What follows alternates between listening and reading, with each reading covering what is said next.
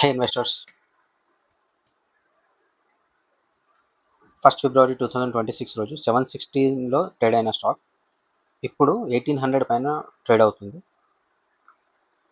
దీనికి ప్రధానంగా రెండు కారణాలు. ఒకటి వచ్చేసరికి పీజీసీఐ వాళ్ళు, పవర్ గ్రిడ్ వాళ్ళు వీళ్ళకి 400 kV క్లాస్ ట్రాన్స్ఫార్మర్ మ్యానుఫ్యాక్చరింగ్ చేయడానికి వడోదరా ఫెసిలిటీలో ఉన్న అప్రూవల్స్ ఇచ్చారు.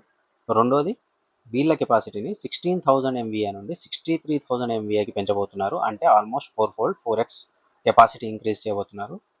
ఇది Q3 కాన్ కాల్లో చెప్పారు. అప్పటి నుంచి కంటిన్యూస్గా పెరిగింది స్టాక్. ఆల్మోస్ట్ చూడండి 716 నుంచి 1800 దాకా కంటిన్యూస్గా పెరుగుతూ ఉంది. ఇప్పుడు వీళ్ళు ఇంకొక విషయం ఏం చెప్పారంటే 33 kV క్లాస్ ట్రాన్స్ఫార్మర్ నుండి 765 kV క్లాస్ ట్రాన్స్ఫార్మర్లోకి కన్వర్ట్ అవ్వబోతున్నారు. అండ్ 765 kV క్లాస్ ట్రాన్స్ఫార్మర్స్ కూడా తయారు చేయబోతున్నారు. ఎందుకు ఈ హై కేవీ ఇంపార్టెంట్ అంటే హై కేవీలో హై మార్జిన్ ఉంటుంది. దాని గురించి నెక్స్ట్ మనం డిస్కస్ చేద్దాం. సో కేవీస్ గురించి చెప్పాలంటే లో కేవీ లెస్ దాన్ 1 కేవీ అయితే మనం అపార్ట్మెంట్ లాంటివి దగ్గర వాడతాము. మీడియం కేవీస్ వచ్చేసరికి 1 to 33 కేవీస్ మనం స్మాల్ డిస్ట్రిబ్యూషన్లో లేదా స్మాల్ ఇండస్ట్రీస్లో వాడతాము. సబ్ ట్రాన్స్మిషన్లో వచ్చేసరికి 33 to 132 kV. Power transformers 130 to 220 major సబ్ స్టేషన్స్లో అక్కడ వాడతాము. ఎక్స్ట్రా హై కేవీ మాత్రం 400 kV to 765. ఇది ఇంపార్టెంట్.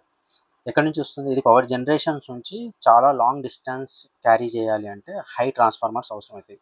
ట్రాన్స్ఫార్మర్స్ మేజర్గా చేసే పని ఏంటి? లో వోల్టేజ్ని హై వోల్టేజ్లోకి కన్వర్ట్ చేసి దాన్ని లాంగ్ డిస్టెన్స్లోకి పంపించడానికి పనికొస్తుంది. మనం పవర్ జనరేషన్లో ఓన్లీ అప్ టు 25 kV మాత్రమే జనరేట్ అవుతుంది. ఆ 25 kV జనరేట్ అయిన దాన్ని మనం ఒకవేళ పవర్ జనరేషన్ కెపాసిటీ నుండి ఇళ్ళ దాకా పంపించాలంటే సేమ్ కెపాసిటీ వెళ్ళదు. అప్పుడు ట్రాన్స్ఫార్మర్స్ అవసరమవుతాయి. ఆ ట్రాన్స్ఫార్మర్స్ లో కేవీ నుండి 25 kV నుండి 400 kV ఆర్ 765 kVకి పెంచి ఆ తర్వాత ఆ పవర్ని ఇళ్ళ దాకా పంపిస్తారు. ఇది ట్రాన్స్ఫార్మర్స్. ఇండస్ట్రీ ఆపర్చునిటీస్ ఎలా ఉన్నాయంటే వీళ్ళు ఎక్స్పెక్ట్ చేస్తున్నది 26 నుండి 27% CAGRతో గ్రో అవ్వబోతుంది అని చెప్పేసి. So which is massive market. Almost $3 to 3.5 billion market ఉందని చెప్పేసి. మన పవర్ మార్కెట్ని చూస్తే 9.5 to 10 lakh crores ఖర్చు చేయబోతుంది గవర్నమెంట్ 2032 వరకు. అందులో పవర్ ట్రాన్స్మిషన్ యొక్క value 9 lakh crores. Transformer market వచ్చేసరికి 60,000 to 80,000 crores. 60,000 to 80,000 crores. అందులో ఇప్పుడు ట్రైలింగ్ 12 monthsలో అట్లాంటా ఎలక్ట్రికల్స్ వాళ్ళు ఎగ్జిక్యూట్ చేసింది ఓన్లీ 1,500 crores మాత్రమే. ఇప్పుడు వీళ్ళ కెపాసిటీ 16,000 MVA నుండి 63,000 MVAకి పెంచేశారు. సో ఎంవీఏ గురించి డిస్కస్ చేద్దాం.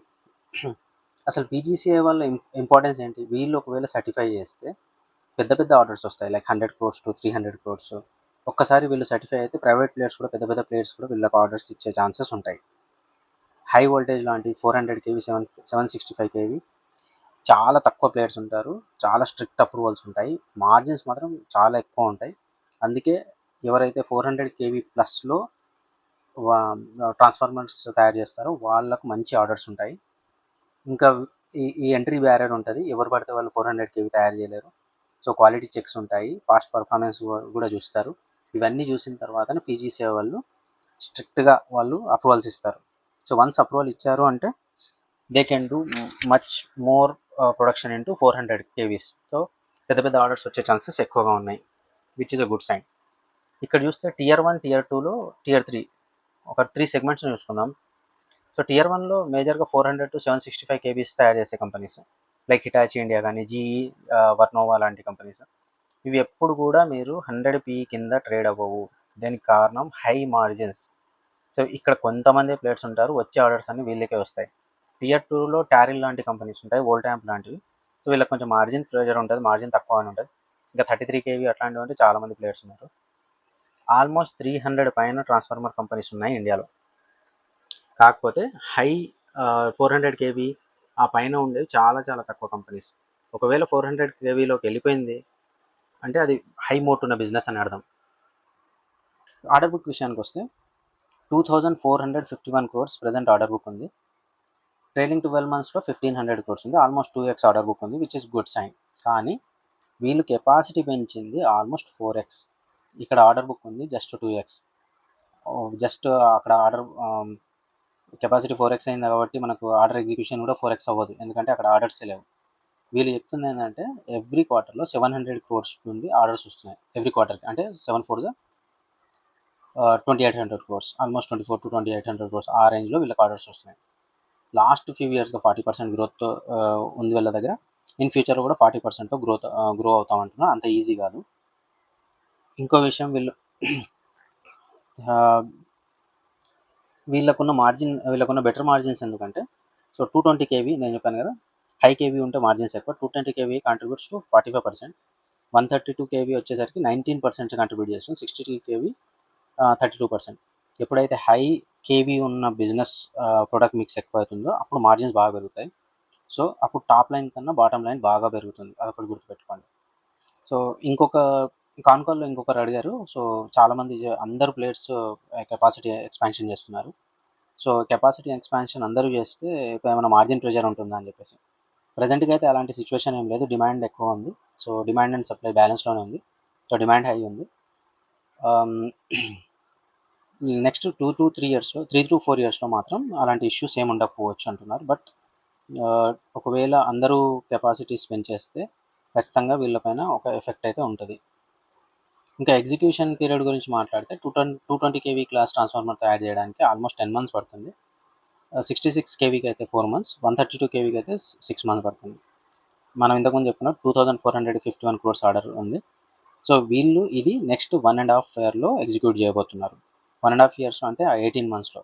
దాన్ని బట్టి మీరు వాల్యుయేషన్స్ లెక్క పెట్టుకోవాలా, ఎందుకంటే జస్ట్ 4x కెపాసిటీ అయింది కాబట్టి 4x ఒకవేళ ఆర్డర్స్ లేకపోతే వేస్ట్.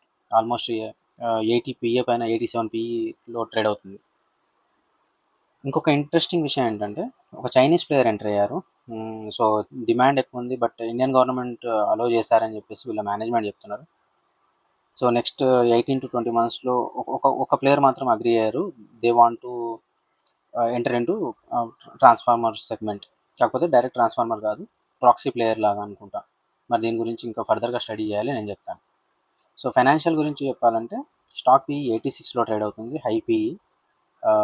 మార్కెట్ ఎక్స్పెక్టేషన్ ఏంటంటే పీజీ పవర్ గ్రిడ్ వాళ్ళ సర్టిఫికేషన్ అయిపోయింది, సో 4x కెపాసిటీ అయింది, మంచి ఆర్డర్స్ వస్తాయని చెప్పేసి ఎక్స్పెక్ట్ చేస్తున్నారు. చాలా జాగ్రత్త, హై PEలో ఉంది. ROCE చూడండి, ROE చూడండి, సో చాలా మంచి valuations. Debt to equity 0.46, okay. Peg ratio 0.96, which is also okay. Profit and loss విషయానికి వచ్చేసరికి, మార్చ్ 2022లో 595 crores ఉన్న రెవెన్యూ 1515 పెరిగింది, ఆల్మోస్ట్ 3x అయింది. ఆపరేటింగ్ ప్రాఫిట్ మాత్రం 47 crores నుండి 267 crores పెరిగింది. ఎందుకని? ఇక్కడ రెవెన్యూ మాత్రం 3x, ఆపరేటింగ్ ప్రాఫిట్ మాత్రం 5x. దానికి మేజర్ కారణాలు ఆపరేటింగ్ ప్రాఫిట్ మార్జిన్. ఇంతకుముందు చెప్పాను, హై కేవీ ఉన్న ట్రాన్స్ఫార్మర్స్ ఒకవేళ ప్రొడ్యూస్ చేస్తే high margin business. So high margin ఎప్పుడైతే ఉంటుందో ఖచ్చితంగా ప్రాఫిట్ అంతే ఫోల్డ్లో, రెవెన్యూ కంటే ఎక్కువ ఫోల్డ్లో పెరుగుతుంది. 3x అయింది, ఇక్కడ 5x అయింది. అదే నెట్ ప్రాఫిట్ చూస్తే 155 crores అయింది. దానికి మేజర్గా కారణాలు అదర్ ఇన్కమ్ బాగా పెరిగింది. సో ఇంకా క్యాష్ ఫ్లోస్ విషయానికి వస్తే as usual, so 86 crores cash from operating activity. Profit from operation మాత్రం 200 crores, 66% మాత్రమే కన్వర్ట్ అయింది. సో క్యాష్ కన్వర్షన్ కొంచెం తక్కువనే ఉంది. మేజర్ కల్పిట్ ఎవరు? రిసీవబుల్స్, వర్కింగ్ క్యాపిటల్ ఐటమ్స్లో మిగిలిపోయింది. సో క్రెడిట్ బిజినెస్ కాబట్టి కొంచెం డిలే అవుతాయి, అదొకటి గుర్తుపెట్టుకోండి. బ్యాలెన్స్ షీట్ విషయానికి వస్తే రిసీవబుల్స్ అవి కొంచెం బాగానే ఉన్నాయి, అండ్ డెట్ బాగా పెరిగింది, అండ్ ఫిక్స్డ్ అసెట్స్ కూడా బాగా పెరిగినాయి. ఈ మధ్య కెపాసిటీ ఎక్స్పాన్షన్ చేశారు కాబట్టి కరెంట్ CWIPలో బాగా ఎక్కువ డబ్బులు అవసరం అవుతున్నాయి. గుడ్ ఏంటంటే గ్రోత్ ఫేజ్లో ఉన్నారు, కెపాసిటీ ఎక్స్పాన్షన్, నెట్వర్క్ ఇంప్రూవింగ్ అవుతుంది. అట్లాంటా మేజర్గా 30 years ఇండస్ట్రీ ఎక్స్పీరియన్స్ ఉంది, 19 స్టేట్స్లో ఉన్నారు, 63,000 కెపాసిటీ పెంచేశారు, 5 మ్యానుఫ్యాక్చరింగ్ ఫెసిలిటీస్ ఉన్నాయి, కంప్లయన్సెస్ సర్టిఫికేషన్స్ ఉన్నాయి వీళ్ళకు. అండ్ వీళ్ళు అదాని, క్యూ పవర్ వాళ్ళకు, Tata power, Syrma and government projects కూడా చేస్తుంటారు. ఇంకా వీళ్ళ ఫెసిలిటీస్ వచ్చేసరికి auto transformer 66 kV to 400 kV, అండ్ ఫ్యూరెన్స్ ట్రాన్స్ఫార్మర్స్ 66 kV దాకా ఉంది, జనరేటర్ ట్రాన్స్ఫార్మర్స్ 200 kV, సో ఇవన్నీ వీళ్ళ దగ్గర ఉన్నాయి. మేజర్గా వీళ్ళ ఆనంద్లో, గుజరాత్లో, వడోదరాలో ఆల్మోస్ట్ అన్ని 4 గుజరాత్లోనే ఉన్నాయి. ఒకటి మాత్రం బెంగళూరు, కర్ణాటకలో మ్యానుఫ్యాక్చరింగ్ ఫెసిలిటీస్ ఉన్నాయి. ఇంకా వీళ్ళకు ఎలా తయారు చేస్తారంటే క్యూసీ ఇన్స్పెక్షన్ చాలా ఉంటాయి. క్వాలిటీ కంట్రోల్ చూడండి, ఎవ్రీ టైం రా మెటీరియల్ వచ్చినప్పటి నుంచి మొదలు పెట్టుకొని, ట్యాంక్ నుంచి మొదలు పెట్టుకొని ప్రతి దగ్గర వీళ్ళకి అవసరం ఉంటుంది క్యూసీ. సో మేజర్గా కాపర్ అవసరం అవుతుంది ట్రాన్స్ఫార్మర్ తయారు చేయడానికి. రా మెటీరియల్ అల్యూమినియం అవసరం అవుతుంది. కాపర్ తీసుకుంటే బెటర్ పర్ఫార్మెన్స్ ఉంటుంది, and aluminium cheaper alternative. CRGO steel అనేది ఇంపార్టెంట్. సిఆర్జిఓ స్టీల్ అనేది మన దగ్గర ఇండియాలో ప్రొడ్యూస్ అవ్వదు. అది మేజర్గా జపాన్, చైనా అక్కడి నుంచి మనం తెచ్చుకొని ట్రాన్స్ఫార్మర్స్ వాడుకోవాల్సి ఉంటుంది. ఇంకా మూడోది ట్రాన్స్ఫార్మర్ ఆయిల్, అది కూలింగ్ కొరకు, ఇన్సులేషన్ కొరకు వాడతారు. అండ్ ఇన్సులేషన్ మెటీరియల్స్ ఉంటాయి, paper, press board and structural material వచ్చేసరికి, సో అది మాత్రం రా మెటీరియల్, ఇది మాత్రం స్ట్రక్చర్ ఉంటుంది కదా, ఒక ట్యాంక్ కావాలి, రేడియేటర్స్ కావాలి, బుషింగ్స్ కావాలి. సో కొన్ని ప్రాక్సీ కంపెనీస్ ఉన్నాయి బుషింగ్స్ తయారు చేయడానికి, హై వోల్టేజ్ లాంటి కంపెనీస్, చాలా మంచి కంపెనీస్. ఒకసారి దాన్ని కూడా మీరు ఎక్స్ప్లోర్ చేయండి. ఫిజికల్ స్ట్రక్చర్ని చేయడానికి మేజర్గా కాపర్, అల్యూమినియం ఒక ట్రాన్స్ఫార్మర్లో 25 to 35% కాపర్ అవసరం అవుతుంది. సిఆర్జిఓ స్టీల్ వచ్చేసరికి 30% అవసరం అవుతుంది. అంటే ఆల్మోస్ట్ కాపర్ ప్లస్ సిఆర్జిఓ స్టీల్ రెండే 60 to 70% కాంట్రిబ్యూట్ చేస్తుంది. సో ఈ రెండు రా మెటీరియల్ ఒక ప్రైసెస్ ఒకవేళ పెరిగితే అది పాస్ ఆన్ చేస్తామంటున్నారు, but still it's a risk. CRGO ఎందుకంత డిఫికల్ట్, మనం ప్రొడ్యూస్ చేయలేం, జపాన్, చైనా, సౌత్ కొరియా నుంచి ఎందుకు రావాలి అంటే, ఒక్కొక్క ప్లాంట్ సెటప్ చేయాలంటే 5,000 to 10,000 crores అవసరం అవుతాయి. అండ్ వీళ్ళకి R&D అవసరం.